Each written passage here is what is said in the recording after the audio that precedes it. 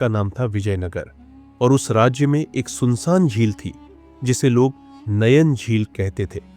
कहा जाता था वहां रोज दोपहर को एक लड़की सफेद वस्त्रों में स्नान करने आती है, लेकिन कोई नहीं जानता वो कौन है। लोग कहते वो कोई आत्मा है या शायद कोई डकैत, लेकिन किसी ने कभी उसका चेहरा ठीक से नहीं देखा। राजकुमार ध्रुवसेन को यह सब सुनकर बहुत अजीब लगा।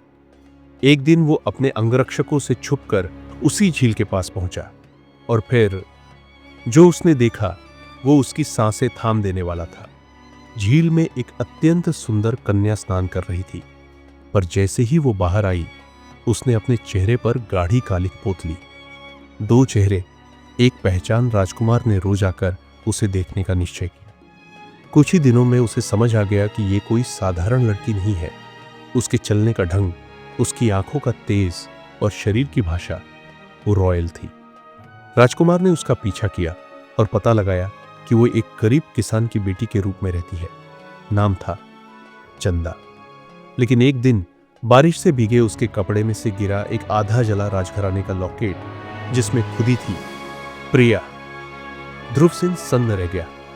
प्रिया तो मेरी बचपन की मंगेतर थी जो युद्ध के दौरान लापता हो गई थी। सच्चाई की परत खुली। अगले दिन राजकुमार ने उसे रोका और पूछा, तुम कौन हो? क्या तुम राजकुमारी प्रिया हो? चंदा चुप रही। उसकी आंखों में आंसू थे।